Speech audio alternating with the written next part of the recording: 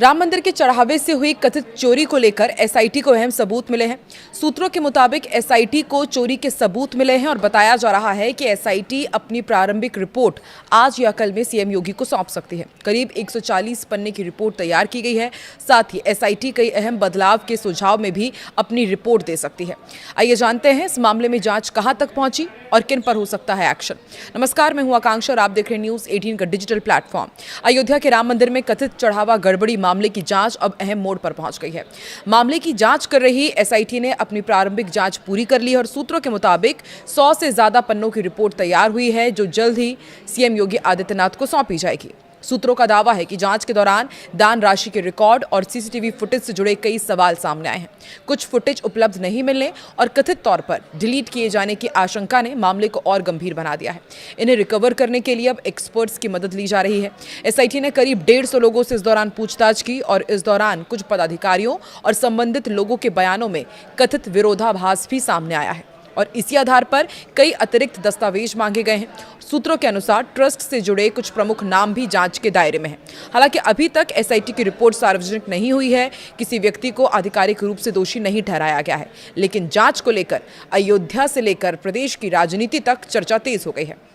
अब सभी की नजर मुख्यमंत्री को सौंपे जाने वाली रिपोर्ट और उसके बाद होने वाली संभावित कार्रवाई पर टिकी है। इस पूरे मामले में एसआईटी ने अनिल मिश्रा, गोपाल राव की भूमिका संदिग्ध पाई है। एसआईटी को सीसीटीवी फुटेज से रकम पार किए जाने के साक्ष्य मिले हैं। कुछ सीसीटीवी फुटेज डिलीट भी किए जाने का शक है। एसआईटी ने लापरवाही और साजिश, इन दोनों पहलुओं की जांच की है। दान राशि की गणना प्रक्रिया के निगरानी तंत्र पूरी तरह फेल हो गई। टिन्नू यादव, कुछ गणना कर्मी और बैंक कर्मियों के खिलाफ एफआईआर भी दर्ज हो सकती है। ट्रस्ट के पदाधिकारी के अयोध्या छोड़ने पर फिलहाल एसआईटी ने रोक लगा दी है। एसआईटी ने ट्रस्ट के पदाधिकारी अनिल मिश्रा और निर्माण सहायक गोपाल राव की भूमिका को संदिग्ध करार दिया है। महासचिव चंपत राय भी सवालों के घेरे में है। एसआईटी ने 6 दिनों में करीब 150 से ज्यादा लोगों से पूछताछ की। ट्रस्ट के 3 पदाधिकारियों समेत प्रबंधन के 20 से 25 लोगों की लापरवाही या संलिप्तता इसमें सामने आई है। 6 कर्मी एसबीआई के और टीसीएस के 6 कर्मियों से भी पूछताछ हुई है। एसआईटी की रिपोर्ट आने के बाद मंदिर ट्रस्ट के प्रबंधन में बड़े बदलाव भी हो सकते हैं। इसके अलावा एसआईटी नए सिरे से ट्रस्ट का गठन करने, पारदर्शिता के लिए काशी विश्वनाथ की तर्ज पर कार्यपालक अधिकारी की नियुक्ति, ट्रस्ट के सरकारी पदेन 3 सदस्यों को चढ़ावे की गणना की जिम्मेदारी बढ़ाई जाने का भी यहाँ पर सुझाव दे सकती है। इसके ही साथ तय समय में चढ़ावे का ऑडिट कराए जाने और उसकी रिपोर्ट शासन को देने, कर्मचारियों की भर्ती को पारदर्शिता बनाए जाने, सिफारिश के आधार पर भर्ती ना करने और बैंक गणना कार्यों में अपने नियमित कर्मचारियों को लगाने और निगरानी तंत्र को और मजबूत करने का सुझाव दे सकती है। जांच में दान पात्रों की खरीद, रखरखाव और उनकी निगरानी व्यवस्था से जुड़ी गंभीर खामियां सामने आई है। मामले की पारदर्शी जांच के लिए पूरी प्रक्रिया की वीडियोग्राफी भी कराई गई है और बताया जा रहा है कि मंदिर परिसर और मुख्य मंदिर में करीब 40 दान पात्र स्थापित हैं, जिनसे निकाली गई दान राशि को विशेष बक्सों में सुरक्षित रखकर काउंटिंग हॉल तक पहुंचाया जाता है। अब जांच एजेंसीज ये पता लगाने में जुटी है कि व्यवस्था में कहां और कैसे लापरवाही हुई। एसआईटी ने अपनी जांच का दायरा भी बढ़ाया। जनवरी 2024 में जब प्राण प्रतिष्ठा हुई और उसके बाद से मंदिर में की गई नियुक्तियां, सुरक्षा इंतजाम और प्रशासनिक प्रक्रियाएं भी इसके जांच के घेरे में हैं। और सूत्रों के मुताबिक एसआईटी अब अपनी जांच को सिर्फ दान के पैसे के कथित गलत इस्तेमाल तक सीमित नहीं रखना चाहती, बल्कि श्री राम जन्मभूमि तीर्थ क्षेत्र ट्रस्ट के अंदर भर्ती प्रक्रिया कैसे चल रही थी, रिकॉर्ड रखने का तरीका क्या था, फैसले किस तरीके से लिए जाते थे, इन तमाम प्रक्रियाओं की भी जांच की जाएगी। और खबर है कि ट्रस्ट के अधिकारियों द्वारा की गई अलग अलग नियुक्तियों से जुड़े डॉक्यूमेंट्स की भी जांच की गई। साथ ही मंदिर परिसर में तैनात सुरक्षा कर्मियों और स्टाफ के सदस्यों के बारे में भी विस्तृत जानकारी मांगी गई है। अभी राम मंदिर में अलग अलग कामों के लिए करीब 800 कर्मचारी लगे हुए हैं और इनमें से लगभग 200 को सीधे ट्रस्ट ने नियुक्त किया है। प्राइवेट एजेंसीज के कर्मचारी लॉकर सुविधा, सुरक्षा सेवा, जूता चप्पल रखने के काउंटर और साफ सफाई का काम संभालते थे। यज्ञ स्थल पर तैनात वॉलंटियर और सैलरी पाने वाले स्टाफ, तीर्थयात्री सुविधा केंद्रों, सर्विस सेंटर्स, पास जारी करने वाले काउंटर्स और अकाउंट्स ऑफिस में काम करने वाले कर्मचारियों के साथ साथ मंदिर के पुजारियों को भी ट्रस्ट ने ही नियुक्त किया था। राम मंदिर दान पत्र में कथित गबन मामले की जांच कर रही स्पेशल इन्वेस्टिगेशन टीम कल देर रात अयोध्या से लखनऊ के लिए रवाना हुई। एसआईटी सीएम योगी आदित्यनाथ को बहुत जल्द जांच रिपोर्ट सौंप सकती है। सहयोगी एसआईटी के लगभग 20 सदस्य अभी भी राम जन्मभूमि परिसर में मौजूद हैं और सदस्य पल पल की जानकारी इकट्ठा कर रहे हैं और अभी भी राम मंदिर परिसर में जांच की जा रही है। बीते शनिवार को भी राम मंदिर ट्रस्ट के महासचिव से पूछताछ हुई थी। लगभग 3 घंटे तक बंद कमरे में वीडियोग्राफी के साथ पूछताछ की गई और सूत्रों के मुताबिक एसआईटी की जांच रिपोर्ट कुल 140 पन्नों की है। दान गबन मामले पर कई लोगों पर गाज भी गिर सकती है, कई सेवादारों की छुट्टी भी हो सकती है।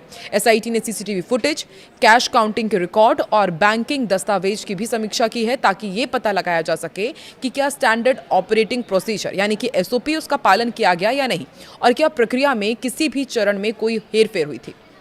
इसके साथ सूत्रों ने यह भी संकेत दिया है कि जांच न केवल दान के पैसे के कथित गबन पर केंद्रित रही बल्कि मंदिर में मिलने वाले चढ़ावे को संभालने के सिस्टम और निगरानी तंत्र पर भी केंद्रित रही।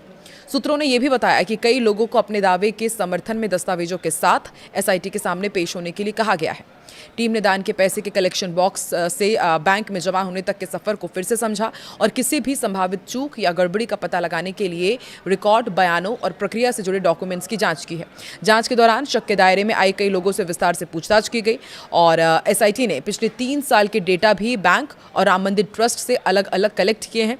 किस डेट में कितना पैसा रामलला के दान का बैंक में जमा किया गया और उसको जमा किसने किया, कितने बंडल थे, कितने के नोट थे, इन तमाम विषयों पर बैंक के पदाधिकारी को भी तलब करके उनसे भी जानकारी ली गई है। इससे आप अंदाजा लगा सकते हैं कि एसआईटी की जांच का दायरा कितना बड़ा था।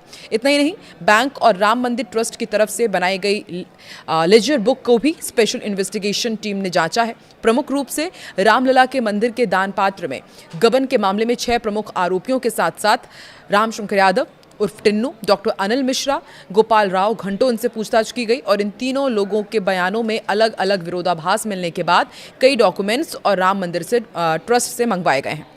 और सूत्रों की माने तो स्पेशल इन्वेस्टिगेशन टीम ने रिपोर्ट तैयार कर ली है और इस रिपोर्ट के अनुसार प्रमुख रूप से राम मंदिर में कार्यरत 7 सेवादार और राम मंदिर ट्रस्ट के सदस्य डॉक्टर अनिल मिश्रा के साथ रामशंकर यादव और विशेष आमंत्रित सदस्य गोपाल राव पर कार्रवाई की तलवार लटक रही है।